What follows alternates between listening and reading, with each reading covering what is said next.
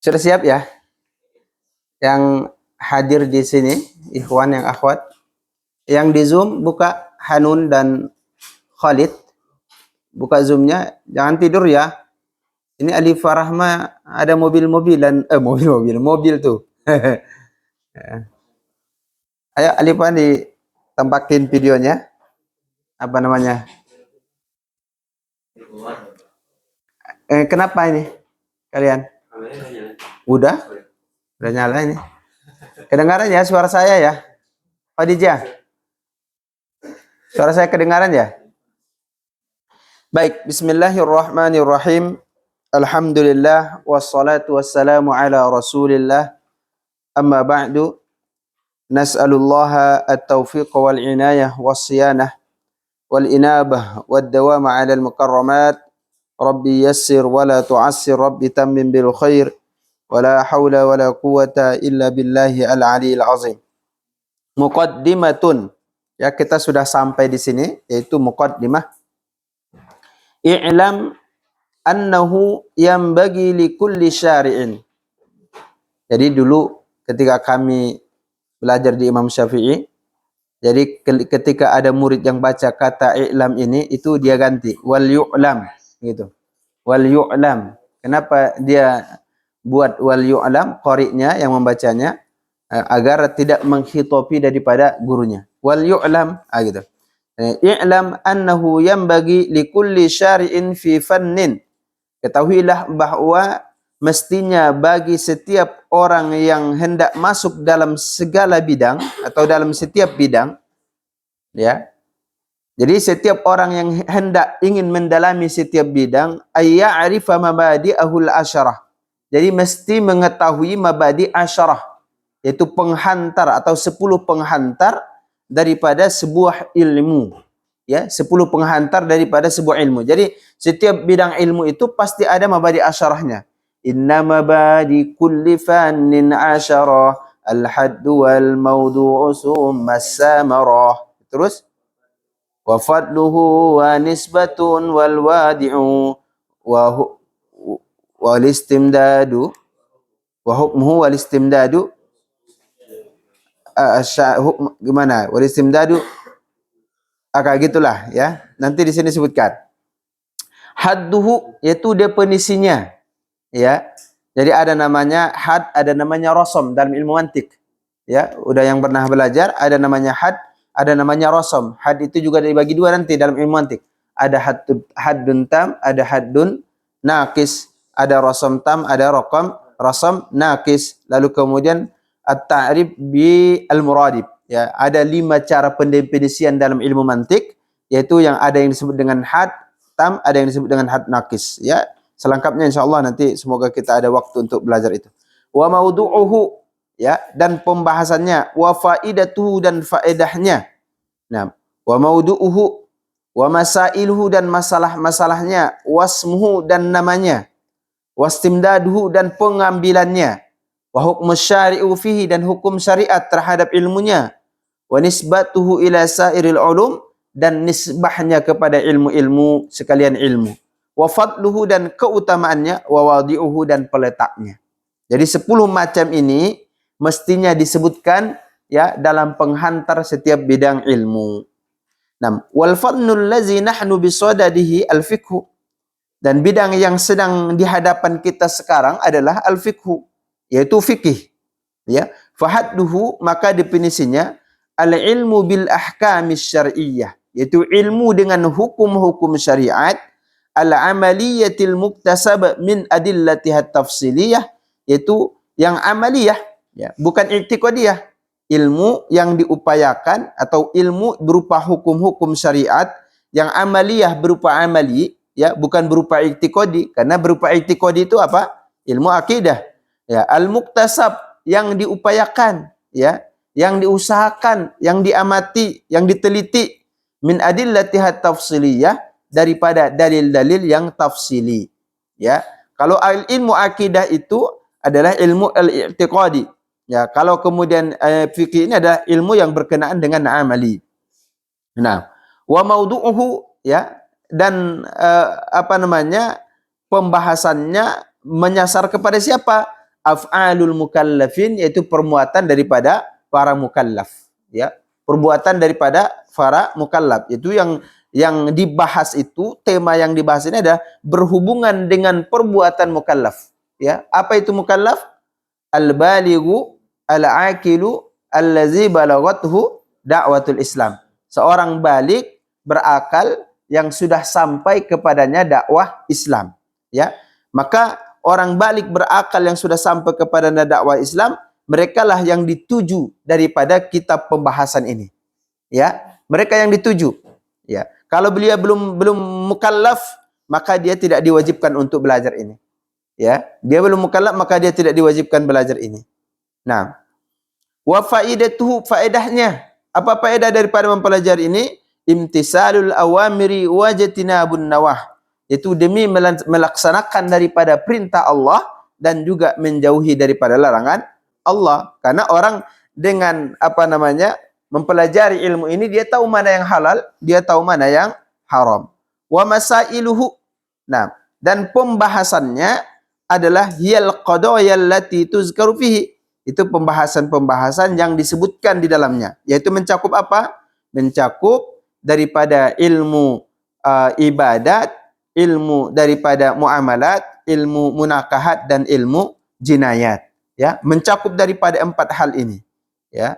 Ilmu ibadat, ilmu muamalat, terus munakahat dan jinayat. Nah, semua hal itu mencakup daripada mukallaf, perbuatan mukallaf. Nah, wasmuhu, namanya ilmul fiqhi, ya. Masyhurnya sekarang ilmul fikhi. Kalau dulu disebutkan ilmul halal wal haram. Ada namanya ilmul bil ahkam, ada ilmul halal bil haram. Nah, kemudian populernya setelah perkembangan waktu, maka populer dengan kata ilmu al-fikhi. Wastimdaduhu. Nah, dan pengambilan daripada ilmu fikih ini adalah, dasar daripada ilmu fikih adalah al-kitabu was sunnatu wal ijma'u wal qiyas, ya. As-sunnah, kitab, sunnah, kemudian ijma', lalu kemudian qiyas, ya. Wa hukmus syari', dan hukum syariat dalam mempelajari ini al-wujubul aini, yaitu fardu ain, ya.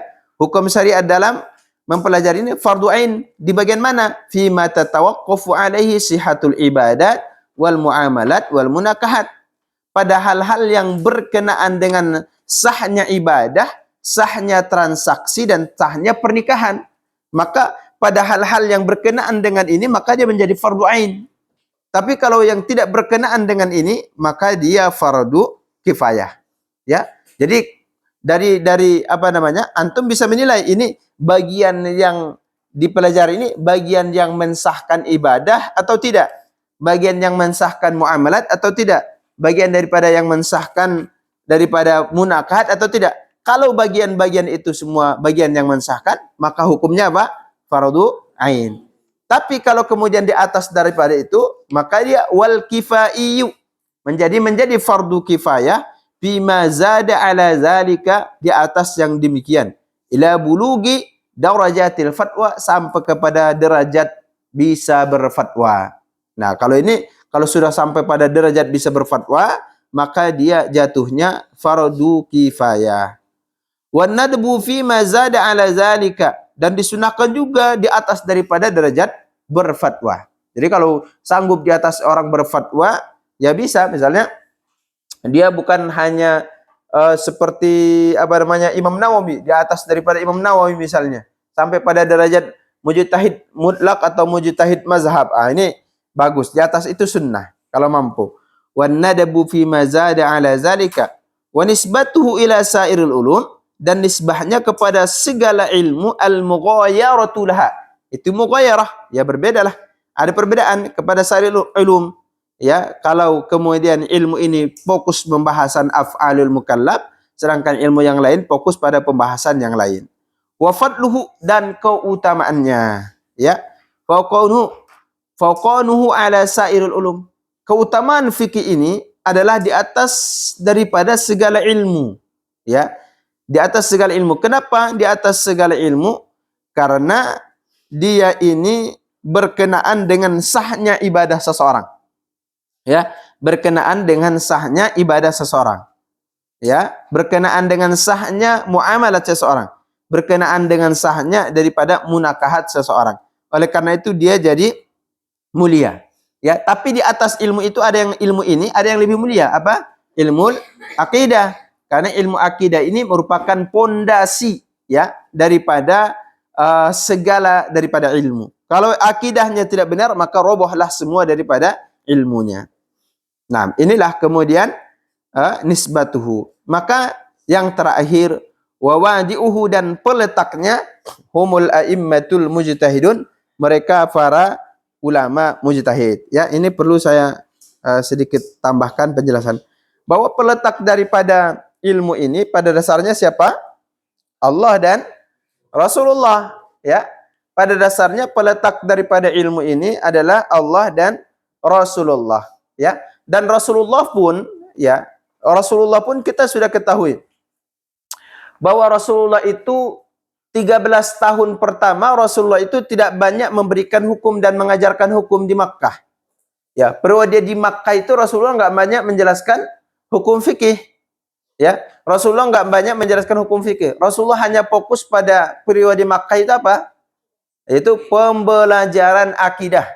Ya, penekanan akidah, pendalaman akidah, mengajarkan akhlak, ayo sabar, ayo tawakal, itu.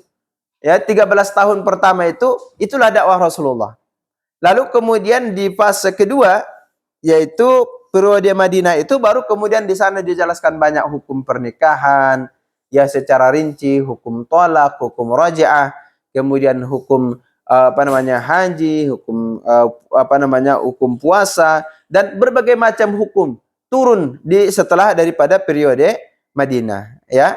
Sehingga di periode ini semua apapun ya yang berkenaan dengan fikih itu kembali kepada Rasulullah. Meskipun ada perbedaan sahabat kala itu, ya, tapi tetap kalau disampaikan kepada Rasulullah, maka Rasulullah yang berperan dalam menetapkan dan menentukan hukumnya.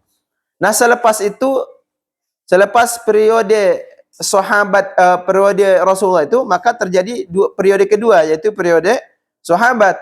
Ya, dalam sahabat ini, ya kita tahu sahabat ini mereka terjadi dua kecenderungan dalam memahami fikih. Ya, terjadi dua kecenderungan dalam memahami fikih sahabat ini. Ya, kecenderungan pertama, mereka memahami fikih itu secara tekstual. Ya, yang kedua, mereka memahami fikih itu dengan kontekstual. Ya, jadi memahami fikih dengan secara harafiah. Ya, ada yang memahami fikih itu secara pemahaman, ra'yi, pendapat, analisa, gitu. Jadi dua sahabat ini terjadi dua arah kala itu. Ya, terjadi dua arah. Ya, dan dua arah ini ya dibenarkan oleh Rasulullah. Ya, misalnya ya, kalian tahu kisah Muaz bin Jabal. Ini kan saya lagi menjelaskan apa? Menjelaskan perkembangan ilmu fikih dulu ya. Di Wadi'uhu ini biar kita tahu. Jadi perkembangan ilmu fikih. Jadi di masa sahabat ini tadi apa saya sampaikan? Jadi terjadi dua kubu dalam memahami fikih. Ada yang memahami secara harfiah, yaitu tekstual ya. Ada yang memahami secara konseptual, yaitu secara analisa ya. Nah, ini kita lihat misalnya Muaz bin Jabal. Bagaimana kalau Rasulullah bertanya kepada Muaz bin Jabal ketika diutus ke Yaman? Apa kata Rasulullah? Apa yang Anda lakukan kalau kemudian menemukan permasalahan di sana? Muaz bin Jabal menjawab apa? Saya akan berhukum dengan kitab Allah. Jika kamu tidak menemukan, saya akan berhukum dengan kitab Rasulullah. Jika kamu tidak menemukan, saya akan menggunakan pendapat saya, tapi saya tidak melampaui batas. Nah, dan itu juga diamalkan oleh Abu Bakar As-Siddiq. Ya, ketika Abu Bakar mendapati satu permasalahan, lalu kemudian dia cari dalam kitab Allah, nggak ada. Cari dalam kitab Rasulullah, nggak ada. Lalu kemudian dia minta pendapat sama sahabat yang lain, apakah mendengar dari Rasulullah, juga nggak ada. Maka kemudian beliau mengeluarkan pendapat. Lalu mengatakan, ini pendapat saya. Kalau benar itu datang dari Allah, kalau salah itu datang dari saya. Jadi menggunakan pendapat ra'i. Ya. Ya, ada juga kaum yang menggunakan pendapat tekstual sekali. Ya, tekstual sekali. yaitu mereka memahami apapun, ya, tidak berani berpindah dari tekstual itu. Pokoknya nggak berani. Sangat berhati-hati sekali. Ya, sangat berhati-hati sekali. Sampai-sampai Umar bin Khattab mengatakan, nggak ada itu yang pernah yang memindah, membukukan daripada mushaf. Saya lebih berani, memindahkan bukit daripada membukukan mushaf. Itu kan, model tekstual sekali dalam, nggak berani awalnya. Sampai pada akhirnya Umar bin Khattab pun merubah pendapatnya setelah melihat ada kebenaran pada Abu Bakar As-Siddiq.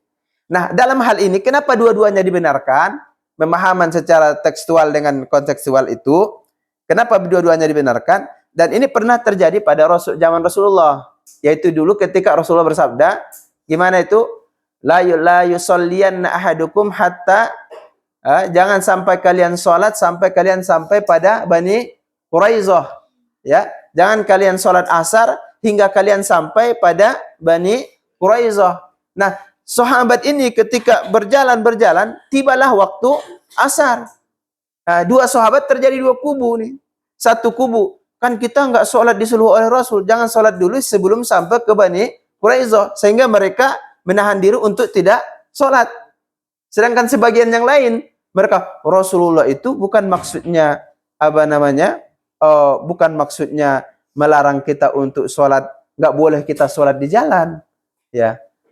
Jadi Rasulullah itu maksud hadis ini bukan melarang kita untuk sholat asar di jalan, tapi maksud Rasulullah adalah upayakan nyampe sholatnya di Bani Quraizah. Tapi kalau kemudian tidak nyampe di Bani Quraizah pas waktu asar, ya kita sholat di mana kita sampai.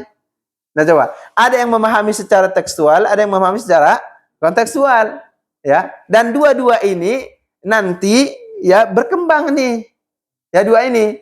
Inilah yang dipakai nanti mengerucut. Seperti siapa? Mengerucut kepada mazhab Imam Malik. Yang mengambil apa Imam Malik? Yang mengambil tekstual. Imam Abu Hanifah mengambil apa? Kontekstual. Ya, Imam Abu Hanifah. Nanti dua metode ini nanti. Nah, itu yang terjadi pada masa sahabat. Ya, terus berkembang Islam, maka ya ulama-ulama sahabat itu ya bayangkan ya 130 sahabat yang belajar kepada Rasulullah, yang mulazamah terhadap Rasulullah, ya, yang terdapat berfatwa itu hanya sedikit, ya, yang terdapat memberikan fatwa di kalangan sahabat itu hanya sedikit, ya. Ada Ali bin Abi Thalib, ada Abdullah bin Mas'ud, ada Abdullah ibn Abbas, ya, ada Sayyidah Khadijah, ada kemudian Abu Bakar As-Siddiq, kemudian ada Abu Musa Al-Ash'ari, ya, ada sudah berapa? Ada berapa itu? Tadi Abdullah bin Mas'ud, Abdullah ibnu Abbas, ya, Abdullah ibnu Abbas, Ali bin Abi Thalib, Abu Bakar As-Siddiq, Umar bin Khattab, Aisyah, terus Abu Musa Al-Ash'ari. Ya, sekian banyak 130 sahabat yang mulazamah sama Rasul, yang berani berfatwa kala itu hanya 7 ini. Ya, 7 sahabat ini. Ya. Lalu kemudian ya berkembang ya, terus berkembang, ada beberapa sahabat yang ditugaskan ya ke berbagai daerah. Ya. Misalnya di Makkah ditugaskan Abdullah ibnu Abbas. Ya, ini sahabat ditugaskan ini. Di Makkah ditugaskan siapa? Abdullah ibnu Abbas. Di Madinah ditugaskan Abdullah ibnu Umar. Ya, Abdullah ibnu Umar. Abdullah ibnu Umar ini siapa? Anak daripada Umar bin Khattab. Ya, Abdullah bin Umar, anak daripada Umar bin Khattab. Dia punya budak. Siapa namanya? Nafi. Ya, dia punya budak pembantu. Abdullah bin Umar punya budak namanya siapa? Nafi. Nafi ini punya murid siapa? Imam Malik. Imam Malik. Jadi Imam Malik ini adalah murid daripada seorang budak. Ya, menjadi imam besar. Ya, gitu ya. Di Makkah ada siapa? Abdullah bin Abbas. Di Madinah Abdullah bin Umar. Kemudian di Kufah ada Abdullah bin Mas'ud. Ya, di Kufah ada Abdullah bin Mas'ud. Kemudian di Basrah ada Abu Musa Al-Ash'ari. Di Syam ada Muaz bin Jabal. Kemudian di Mesir ada Abdullah bin Amr bin As. Nah, ini ulama-ulama sahabat ini ditebar. Ulama sahabat ini ditebar. Kalian catat gak sih? Ya. Ya, coba. Nanti dari mana sini? Saya mau mengerucut ke sini, mengerucut ke Imam Malik dan Imam Abu Hanifah. Nah, lalu kemudian, perhatikan ya, dari madrasah siapa tadi yang di Madinah? Siapa? Abdullah bin Umar. Nah, di Madinah di Madinah dan di Madinah ini maka muncul terlahir ulama-ulama besar ya yang disebut dengan fuqahaus sab'ah. Ya, yang disebut dengan fuqahaus sab'ah. Ya, murid daripada siapa tadi? Abdullah bin Umar. Ya, fuqahaus sab'ah ini. Jadi mereka belajar kepada Abdullah bin Umar, mereka dari kalangan tabi'in ya. Ini yang disebut dengan fuqahaus sab'ah. Ada namanya Sa'id ibnul Musayyab. Ya, siapa itu Sa'id ibnul Musayyab? Ya. Sa'id ibnul Musayyab itu mantunya daripada Abu Hurairah. Ya. Mantunya daripada Abu Hurairah. Yang tidak ada hadis mursal yang diterima kecuali hadis mursalnya Sa'id ibnul Musayyab. Ya, kalian sudah belajar itu di mana? Di Usul Fikih. Karya siapa? Syekh Hasan Hito. Beliau menulis buku namanya Marasil Sa'id ibnul Musayyab. Satu-satunya hadis mursal yang diterima adalah mursalnya Sa'id ibnul Musayyab. Yang kedua adalah Urwah ibnu Zubair. Yang ketiga Al-Qasim ibnu Muhammad. Yang keempat Abu Bakar ibnu Abdurrahman ibnu Al-Haris. Yang kelima Ubaidillah bin Abdullah. Ya. Yang keenam Kharijah ibnu Zaid. Kemudian yang ketujuh Sulaiman ibnu Abu Bakar ibnu Yasir. Ya, ibnu Yasir. Jadi inilah fuqahaus sab'ah. Nah, fuqahaus sab'ah ini yang mengambil teori apa ini? Teori apa? Teori tekstual. Ya. Dalam memahami fikih mereka tekstual. Fuqahaus sab'ah ini maka diserap oleh kemudian ilmunya oleh siapa? Imam Malik. Maka berdirilah madrasah Imam Malik atau mazhab Maliki di Madinah. Ya, di Madinah. Oke. Sudah ya? Baik, tadi di Kufah siapa? Abdullah bin Mas'ud. Nah, Abdullah bin Mas'ud ini punya namanya murid ya, namanya kalau nggak salah Alqamah An-Nakhai. Ya. An-Nakhai. Ya, kemudian ada Abdurrahman An-Nakhai kalau nggak salah. Pokoknya ada An-Nakhai, gelar An-Nakhai. Ini kalau salah saya perbaiki lagi. Dari An-Nakhai ini punya murid namanya Hammad. Hammad ini siapa? Guru daripada Imam Abu Hanifah. Ya. Jadi guru daripada Imam Abu Hanifah. Oke ya. Jadi Imam siapa tadi? Abdullah bin Mas'ud di mana? Di Kufah. Lalu kemudian punya murid dua ya, namanya An-Nakhai dua-duanya. Ya, Al-Qamah An-Nakhai atau Abdurrahman An-Nakhai, dua-duanya punya murid namanya Hammad yang merupakan guru daripada Imam Abu Hanifah. Maka dari sana berdirilah mazhab apa? Mazhab Ar-Ra'yi, ya. Mengedepankan analisa dalam memahami sebuah fikih dan kejadian. Ya. Gitu.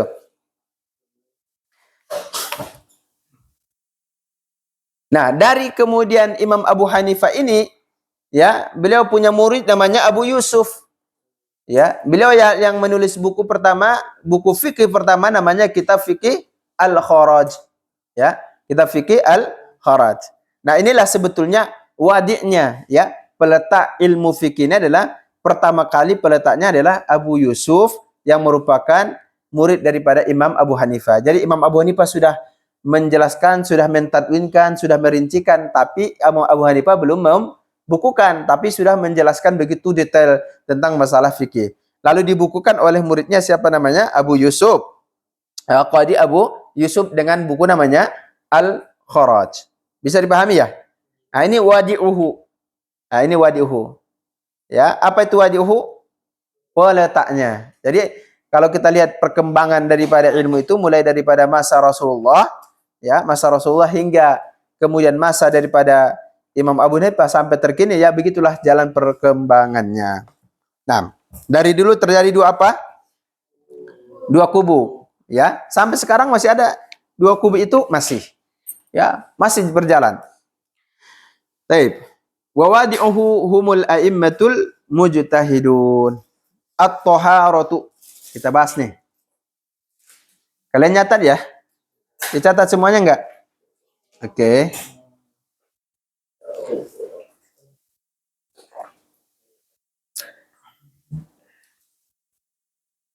Oke. Kita lanjut. At-taharatu. Itu taharah.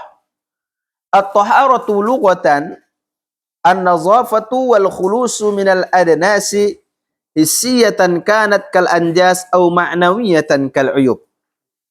Ya.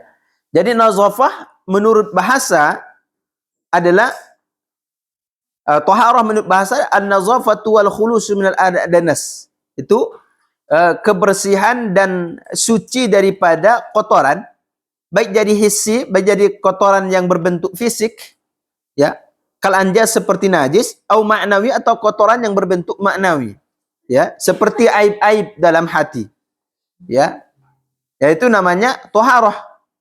Ya, makanya kata kata Sayyidah Aisyah radhiyallahu anha, ajibtu liman yatatahhar kulla yawmin 5 marrat, ya, fi jasadih wala yutahhir qalbah.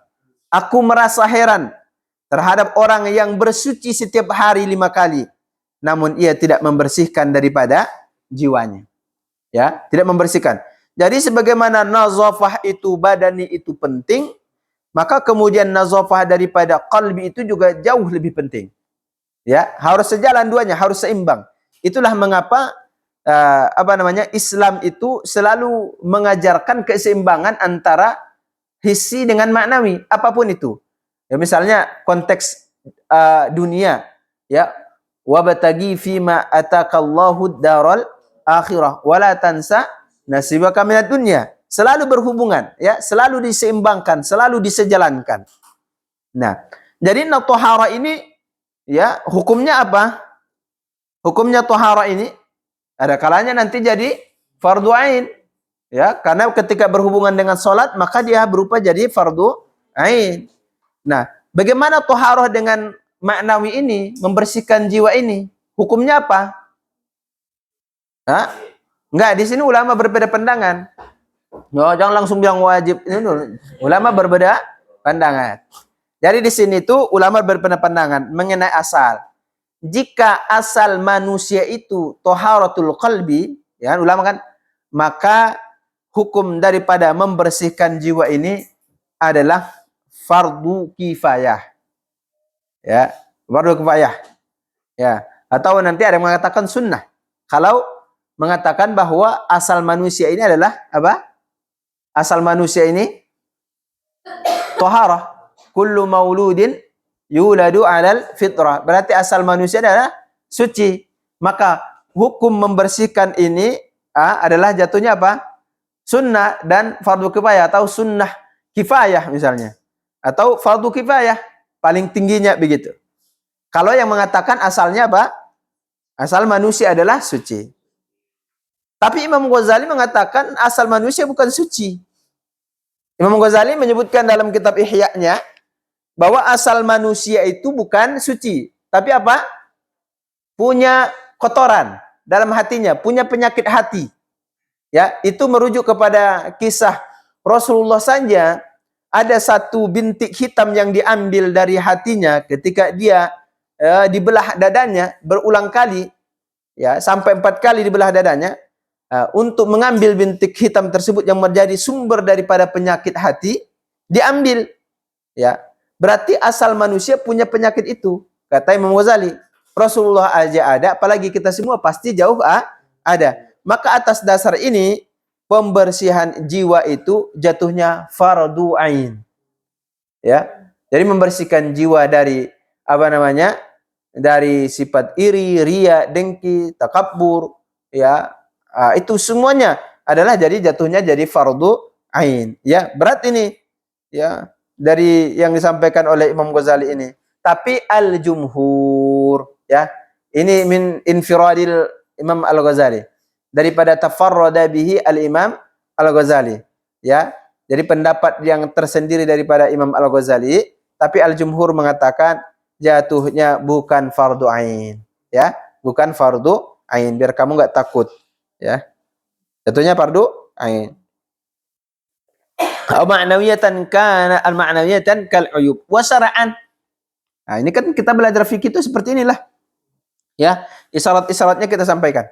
Wa syara'an fi'lu ma tatawaqqafu alaihi ibahatun walau min ba'dil wujuhi aw sawabun mujarrad. Ini definisi yang diletakkan di sini adalah definisi Ibnu Hajar.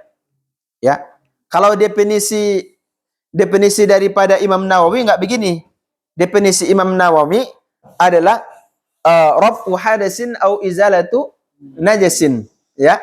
Tohara itu menurut Imam Nawawi adalah mengangkat hadas dan menghilangkan najis, ya. Mengangkat hadas dan menghilangkan najis.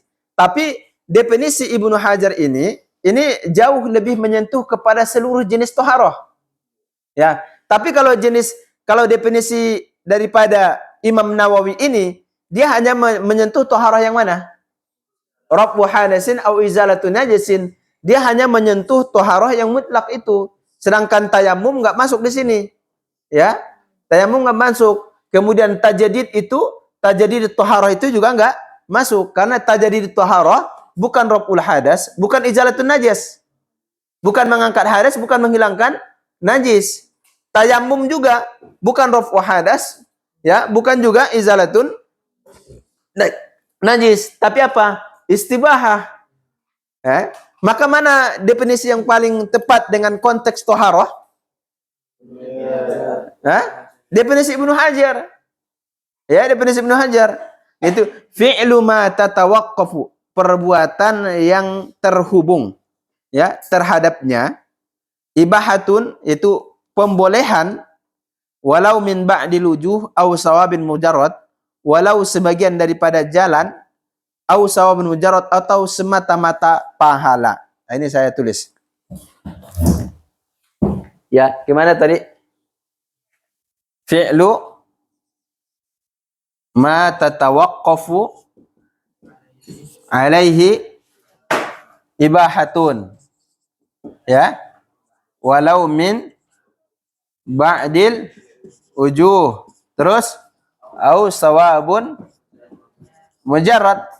Nah, di sini mencakup segala jenis. Kamu kemana? Ngantuk? Baru kali ini saya lihat Faros pakai sarung, terus bajunya dimasukin. Perhatikan. Nah, fi'lu ma tatawaqqafu alaihi ibahatun. Perbuatan yang, ya, terhubung atau tergantung kepadanya ibahah. Apa saja nih? Misalnya masul mushaf. Ya, masul mushaf atau as-salatu atau qiraatu masul mushaf, ya. Duhulul masjid wa tawaf. Ini kan apa? Ya. Ini apa? Taharah yang mutlak tadi itu harus taharah yang digunakan dengan air atau batu dan sebagainya. Ini taharah ini. Ya. Untuk bisa menyentuh mushaf, untuk bisa sholat, untuk bisa duduk masjid, ini. Ya. Walau min ba'dil wujuh. Nah, tohara yang menggunakan air, tohara yang menggunakan istinja, yang menggunakan batu dan sebagainya kan boleh baca Quran, boleh kemudian sholat, boleh tawaf, boleh dan sebagainya. Boleh. Segala jenis yang dibutuhkan kepada tohara boleh atau tidak? Boleh, ya? Boleh. Tapi walau min ba'dil wujuh. Adakah toharoh yang hanya dibolehkan pada sebagian saja, tapi nggak dibolehkan pada sebagian yang lain? Apa? Tayamum. Tayamum itu hanya dibolehkan pada beberapa hal, tidak dibolehkan seperti yang dibolehkan oleh air. Apa? Misalnya, Anda berwudu dengan bertoharoh dengan air. Kan Anda boleh melakukan beberapa hal. Sholat fardu Anda sebanyak-banyaknya nggak jadi masalah. Sholat sunnah sebanyak-banyaknya nggak jadi masalah. Baca Quran selepas-lepasnya nggak jadi masalah, kan begitu. Tapi kalau tayamum, Anda hanya bisa melakukan satu solat fardu dan beberapa ya sebanyak-banyaknya solat sunnah. Jadi hanya min ba'dil wujuh. Toharoh dari satu sisi saja atau sebagian daripada sisi saja, tidak mencakup seluruhnya. Kemudian au sawabun mujarrad, atau semata mendapat pahala, tujuan mendapat pahala. Semata tujuan mendapat pahala apa? Seperti tajadidul wudu, memperbaharui wudu. Kamu enggak menghilangkan najis, kamu juga enggak mengangkat hadas, tapi kamu juga sedang ingin berwudu saja. Nah, ini namanya apa? Bertoharoh tapi demi tujuan untuk semata mendapatkan pahala. Nah, definisi Ibnu Hajar ini mencakup kepada seluruh jenis toharoh. Toharoh apa namanya? Mutlak, ya, dalam makna umum. Kemudian toharoh apa namanya? Wujuh atau ba'dil wujuh, ya. Atau kemudian toharoh daripada sawabun mujarrad, ya, mencakup semua definisi daripada Ibnu Hajar. Tapi kalau seandainya definisi daripada apa namanya Imam Nawawi, apa yang terjadi? Definisi Imam Nawawi, dia hanya masuk pada bagian satu saja, ya, bagian dua nggak sentuh, bagian tiga juga nggak kesentuh.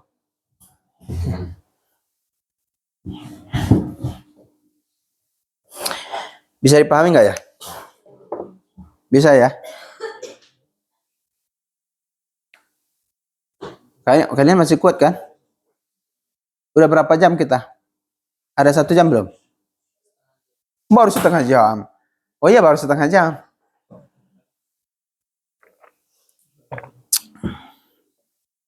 Baru setengah jam. Sabar ya, jangan ngantuk dulu ya. Jangan ngantuk dulu dong.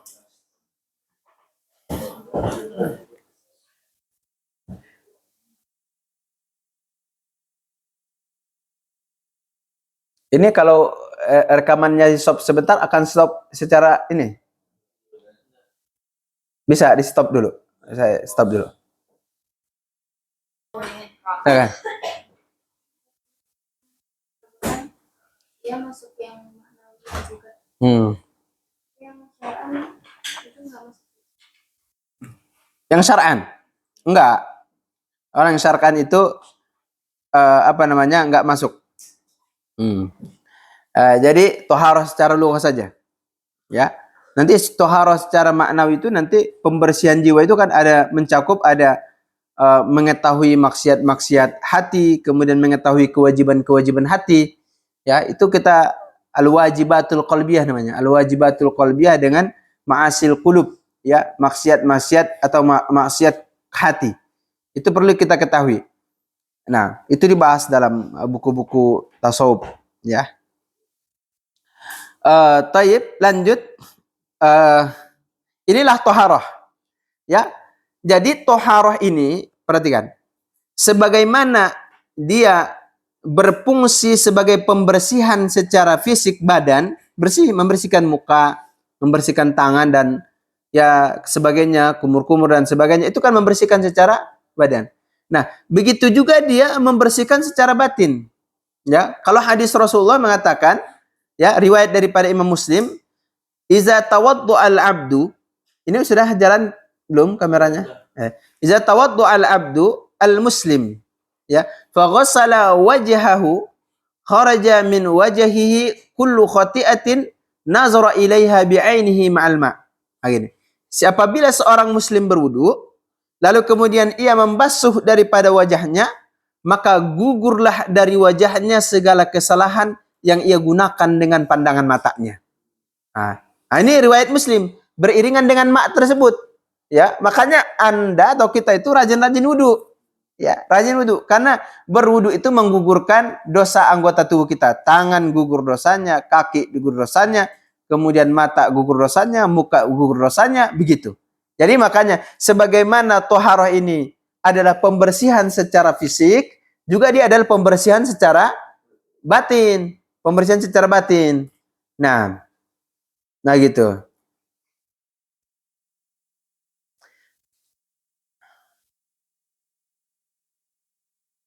Nah, itulah mengapa sebagian mazhab itu kalau kemudian ya membersihkan tangan itu, mereka kan misalnya mazhab Syafi'i kan cukup mengalirkan saja. Mengalirkan saja sudah cukup sebagai toharahnya kan, pembersihannya gitu.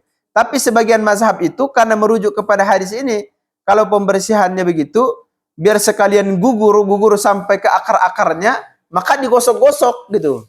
Tangan nggak boleh dialirkan, tapi digosok-gosok gitu. Digosok. Sebagian mazhab kan begitu.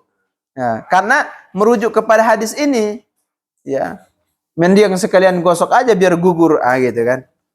Nah gitu ya. Makanya ya berwudu ini Rasulullah kan memuji, ya, al-gurrul muhajjalun. Tahu nggak hadis Rasulullah gurrul muhajjalun ini? Ya, kelompok yang bersinar wajahnya, dahinya menerang terang benderang. Siapa itu? Mereka yang suka berwudu. Siapa itu mereka yang suka berwudu? Umat Nabi Muhammad SAW.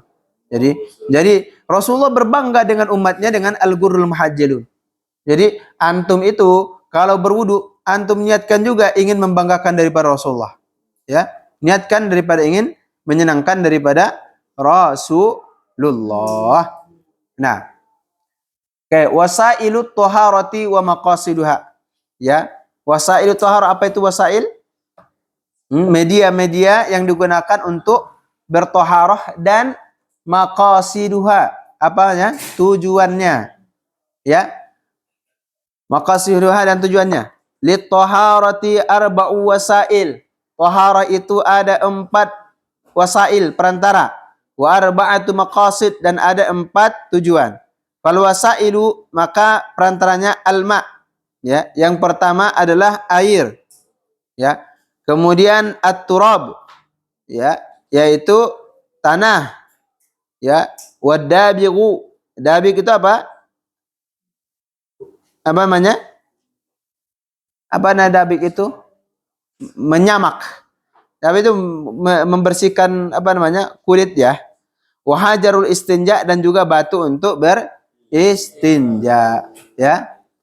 Nah, jadi yang pertama adalah alma. Kita bahas ini dulu. Nggak bisa loncat kita ke turab dulu sebelum kita jelaskan ma. Jadi air adalah air yang bisa dijadikan wasailut taharah, adalah manazala minas sama'i au nabi'a minal ardi. Ya, sesuatu yang turun dari langit atau dia terpancar dari bumi. Ya. Ya, sesuatu yang turun dari langit atau terpancar dari bumi, maka dia dapat disebut dengan apa? Air. Dapat disebut dengan air. Kalau petrol, bensin, kemudian gas, ya, pertamak, pertalet, itu kan naba'un minal ard, sesuatu yang muncul dari bumi. Ya, boleh dijadikan berwudu atau tidak? Hah? Boleh jangan berwudu? Jangan terburu-buru dulu, tidak. Ba'dul mutaakhirin, sebagian ulama belakangan ini mereka memasukkan petrol, bensin, pertamak, pertalet masuk dalam bab naba'un minal ardi. Anda boleh berwudu dengan menggunakan itu. Ini wawasan bagi Anda. Ya, wawasan bagi Anda ini. Ini apa jadi bahwa karena ia masuk dikategorikan sebagai ma. Kan definisi ma itu apa? An-nazilu minas sama, an-nabi minal ard, yang turun dari langit, yang muncul dari bumi. Ya, tapi itu kan sebagian. Ya, bahkan ada yang nulis risalah khusus, ada yang nulis pembahasan khusus bahwa bolehnya petrol, bensin, pertamak, pertalet, menulis risalah khusus dijadikan sebagai wudu, ya, sebagai bertoharo. Anda mandi pakai bensin, tinggal dikasih api, mati. Gitu. Mandi pakai bensin, tinggal dikasih api, langsung innalillahi wa inna ilaihi raji'un. Itu. Tapi perhatikan, sebagian ulama menolak, ya, karena bensin petrol itu sudah tidak disebut dengan ma. Secara penyebutan urfinya dia nggak disebut dengan air, tapi disebutnya apa? Petrol, disebut dengan bensin, disebut dengan Pertamax, disebut dengan Pertalite. Ya, nggak disebut dengan air. Ada nggak yang mengatakan Pertamax itu air? Beli air dulu yuk. Nggak ada. Maka karena ismul maknya, karena isim maknya itu nggak melekat pada petrol tersebut, maka dia tidak bisa dijadikan sebagai alat untuk bertoharoh. Ya, tidak bisa. Oleh karena itu, karena ada dua kubu ini, ada kubu yang menerima, ada kubu yang menolak, maka kita sebagai orang yang bijak, keluar dari keduanya perhilapan ini, mending tidak digunakan untuk bertoharoh selama masih ada air. Ya, ini kan, ini hebat nih, ya gitu. Tapi sewaktu-waktu, kalau Imam Abu Hanifah lebih gampang dia soal masalah air ini. Jadi Imam Abu Hanifah, segala jenis perasan-perasan buah itu boleh jadikan wudu. Misalnya perasan anggur, Anda kalau nggak menemukan air, ya jangan kemudian langsung berpindah ke tayamum dulu. Kalau masih ada perasan anggur, kamu bertoharah dulu dengan perasan anggur, boleh. Menemukan buah kelapa, ya udah nggak apa-apa, buah kelapa itu airnya kamu jadikan bertoharah, nggak apa-apa. Itu kan Imam Abu Hanifah. Jadi kalau Imam Abu Hanifah itu lebih mudah. Ya, lebih mudah. Gitu. Baik.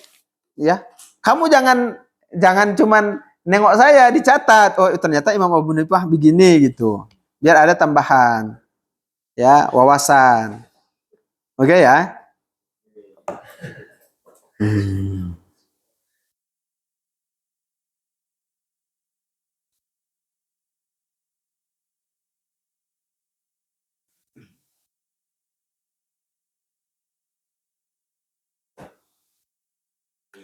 Kalau seandainya, perhatikan. Seandainya ada pohon yang menyimpan air. Ya, kamu pernah nggak melihat pohon menyimpan air? Lihat videonya pohon apa itu? Banyak ya. Ya udah tinggal ngomong banyak aja. Lucu banget ini. Jadi enak banget ngomongnya banyak gitu. Ya, pohon yang menyimpan air. Nah, itu bisa digunakan airnya untuk bertohara atau tidak? Nah, bisa atau tidak? Dia kan enggak nazil minas sama, enggak kharij minal ard. Ya. Bahkan penelitian para sains, mereka melihat ternyata pohon itu dapat menyerap air dari dari udara, dari awan, ya. Mereka menyerap itu, pohon itu, sehingga menyimpan bertahun-tahun mereka tersimpan air. Nah, gitu. Bagaimana? Nah, ini ulama mutaakhir datang, ya. Sebagaimana air itu menyimpan daripada oksigen dan hidrogen, jika pohon itu juga air yang ada dalam pohon itu juga menyimpan oksigen dan hidrogen, maka titik persamaannya itu sama. Ada. Karena keduanya itu sama-sama ada, maka sebagaimana air dibolehkan untuk bertoharoh, maka air yang ada dalam dihasilkan dari pohon itu juga dibolehkan bertoharoh. Gitu. Nah, waja'alna minal ma'i kulla syai'in hayyin. Nah. Oke. Fal wasailu hiyal ma. Ma. Terus wal ma'ut tahur, kenapa? Lautani. Lagi musim ini ya. Lagi musim yang filek-filek gitu. Definisi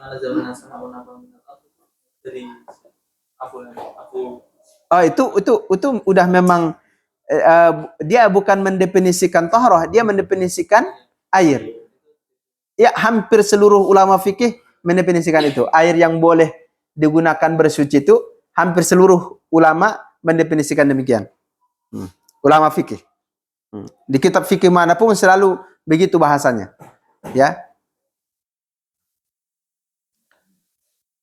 Oke, sekarang kita mendefinisikan mendefinisikan ma'ut tahur. Ya, air yang suci. Ya, kita masih wasail pertama ya. Masalah pertama apa? Ma, ya. Baik. Al-ma'ut tahur, yaitu air yang suci itu apa? Huwa al-ghairul muqayyad biqaidin lazim. Jadi tidak terikat dengan ikatan yang lazim. Ya, misalnya gini. Apa namanya? Air bunga. Ya, kalian sudah sering lah dengar contoh ini. Air bunga selamanya dimanapun dan kapanpun kamu tuangkan di meja manapun dan kamu ambil sedikit atau banyak, maka dia tetap penyebutannya air bunga. Ya enggak? Nah, itu namanya qaid lazim. Ya, qaid lazim apa? Satu qaid, satu penyebutan yang senantiasa melekat kapanpun dan dimanapun. Ya. Nah, air yang suci itu adalah air selain daripada qaid lazim. Ya. Air yang mutahhir itu adalah air yang selain daripada qaid lazim. Ya.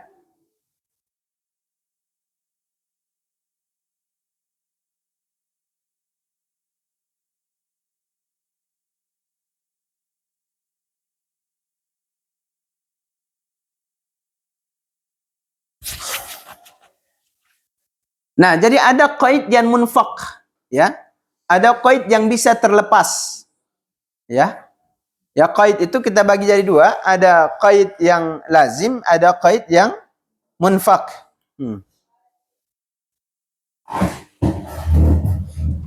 Ya, qaid, ya, alma, ya.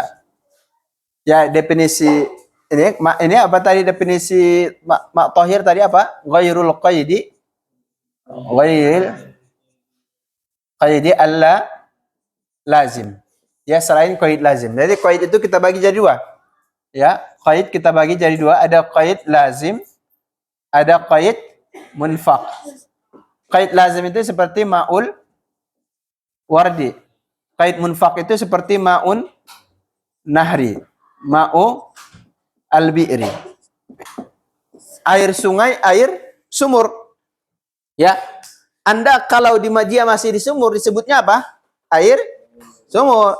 Kalau masih di sungai disebut air sungai.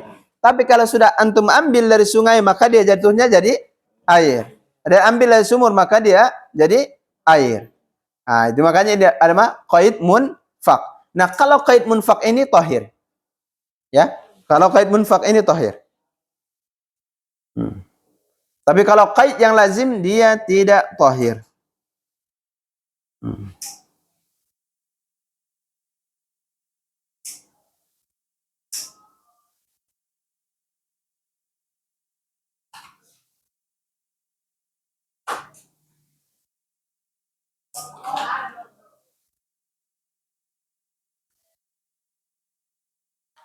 Oke. Baik, wasilah kedua. Ya, wasilah kedua adalah at-turabu. Jadi turab ini dapat berfungsi menjadi wasilah pada dua hal. Pertama, wasilah untuk bertayammum, istibahatus shalah. Ya, untuk bertayammum. Yang kedua, untuk menghilangkan najis mughallazah. Ya. Untuk menghilangkan, mengangkat najis mughallazah yang dibasuh dengan air 7 kali, yang salah satunya dengan tanah. Ya, itu mughallazah, najis mughallazah apa? Najis anjing dan babi. Ya. Kalau kamu dijilat oleh anjing tangannya, maka dibersihkannya dengan apa? Dengan basuhan 7 kali air, salah satunya dengan tanah. Ya, bercampur tanah. Jadi makanya turab ini pensuciannya itu berfungsi pada dua hal. Pertama apa tadi? Untuk tayammum. Yang kedua untuk menghilangkan najis mughallazah. Nah, di antara syarat untuk bisa melakukan tayammum dengan tanah itu, ya, tanahnya itu ayakuna tahiran, mesti suci. Dan ayakuna khalisan, dan juga tanah murni, enggak bercampur dengan pasir. Ya, bukan diambil dari dinding ya. Ya.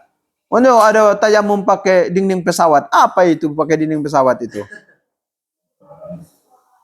Dinding aja pesawat ini. Apa itu ini?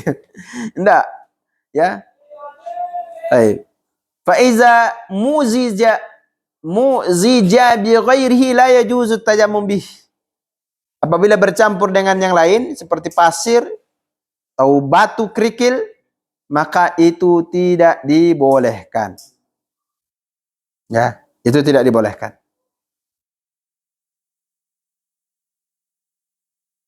Nanti akan ada penjelasan secara rincinya soalnya, makanya kita.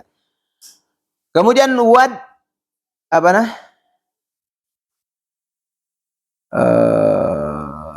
Ad-dabigu, gitu ya. Ad-dabigu, yaitu kita bahasa Indonesianya apa ini dabik ini menyamak. Ya begitu ya. Ini berfungsi untuk mensucikan kulit bangkai. Ya, segala kulit bangkai binatang, ya, segala kulit bangkai binatang dapat disucikan dengan menyamaknya kecuali daripada kulit anjing dan babi dan segala yang terlahir daripada keduanya atau salah satu dari keduanya. Ada anjing kawin dengan kambing, lahir anak dari keduanya, maka kulitnya itu juga tidak boleh disamak. Ya, kulitnya tidak boleh disamak. Ada anjing kawin dengan babi, maka juga nggak boleh disamak. Ya, babi kambing dengan kebo misalnya, itu juga nggak boleh disamak. Ya, nggak boleh. Ya, nggak boleh disamak. Nah, selain itu boleh. Ya, selain itu boleh. Misalnya kamu menemukan, ya, kamu menemukan harimau yang mati, lalu kamu ambil kulitnya, lalu kamu samak, dia jadi suci. Ya, dalam suci dalam artian apa? Suci dalam artian Anda boleh memanfaatkan, bukan untuk dimakan. Ya, kamu menemukan kulit sapi, kulit kebo yang udah mati, ya, akram. Bangun akhir. Anda menemukan kulit kambing, kulit sapi, kulit apa? Kebo. Ya. Kulit kebo gimana? Anda yang udah mati lalu kamu ambil lalu kamu samak. Boleh atau tidak? Boleh. Suci atau tidak? Suci dalam artian boleh kamu apa? Dimanfaatkan, bukan untuk dimakan. Tapi menurut Kil, ya, menurut Kil, maka sebagaimana dia suci karena disamak, maka boleh dimanfaatkan, boleh dimakan. Tapi tolong jangan sampaikan kepada tukang-tukang yang buat keripik dari kulit sapi. Nanti dia samak, lalu dia goreng, terus jadi keripik. Buat kamu yang sudah jadi bangke, jangan. Yang sudah jadi bangke sebetulnya. Nanti diambil lagi, buat keripik lagi. Oh, ini ada pendapat nih, gitu. Jangan. Ya. Jadi masyhur jumhur ulama mengatakan apa? Jumhur ulama mengatakan yang sudah disamak boleh dimanfaatkan, tapi nggak boleh dimanfaatkan dalam artian apa? Bukan dimakan. Ya, boleh dimanfaatkan, dijadikan gendang, dijadikan dinding rumah, dijadikan karpet, dijadikan baju, dijadikan jaket, dijadikan ikat pinggang, bolehlah. Ya. Oh, berarti Ustaz, kulit buaya itu boleh dong ya? Kulit buaya itu yang dijadikan ikat pinggang boleh? Boleh, selama udah disamak. Tapi kadang yang memproses itu semuanya nggak tahu ini cara fikihnya. Kulit apa namanya? Ular sanca, boleh nggak Ustaz? Boleh. Disamak. Tapi mereka kan nggak tahu cara nyemaknya.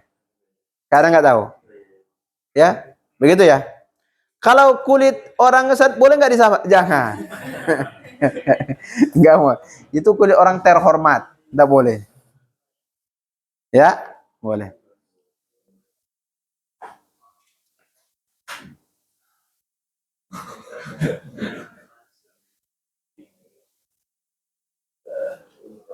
Oke. Adapun syarat untuk menyamaknya mesti dengan sesuatu yang dapat menghilangkan sisa-sisa kotoran pada kulit tersebut yang dapat menghantarkan kepada kerusakan kulit dan kebusukan daripada kulit. Jadi harus apa namanya? Harus terangkat dengan cara apapun, entah itu dengan cara apa namanya? Dengan asam-asaman atau dengan apapun ya. Ya, dengan yang berbau-bau yang dapat mengangkat daripada kotoran daripada kulit tersebut yang menghilangkan penghantar untuk jadi busuk dan bernanah. Nah, itu harus. Nah, begitu. Dulu ada orang menggunakan dengan kotoran burung cara membersihkannya dulu. Ya, sekarang mungkin ada alat-alat kimia yang dapat melakukan itu, ya boleh-boleh saja. Ya, atau kemudian dengan apa namanya? Mungkin apa namanya itu apa namanya, jeruk-jeruk nipis dan sebagainya, itu bisa ya, bagian-bagian yang dapat membersihkan bagian fautolat ya, sisa-sisa yang dapat menjadikan apa namanya itu busuk.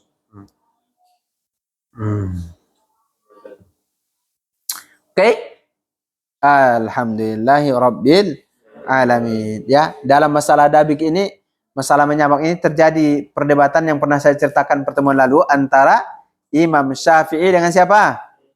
Imam Sufyan As-Sauri. Yang keduanya, mereka apa? Mereka menarik pendapat masing-masing dan kembali kepada pendapat teman lawannya. Ya, itu pas masalah penyamakan ini. Oke ya. Wahajarul istinja, dan selanjutnya adalah hajar istinja. Ya, ini batu. Insyaallah kita akan lanjutkan innama yutahhirul ma' idza kana mutlaqan wat turabi idza kana khalisan ghairu musta'malin wa dabi idza kana hirifan yanzi'u farulatil jildi wa ufunatah kal qarazi wa zarqi at-tayr wa hajarul istinja idza kana tahiran qali'an ghairu muhtaram. Ini berarti ini sudah. Ammal awani wal ijtihad allazi huwa bazlul majhud fi tahsilil maqsud wa min wasailil wasail wal maqasid wa hiya al-wudu wal ghusl wat tayammum wa izalatun nazar. Ini nanti insyaallah pertemuan berikutnya. Walhamdulillahi rabbil alamin. Alhamdulillah. Matikan akhir.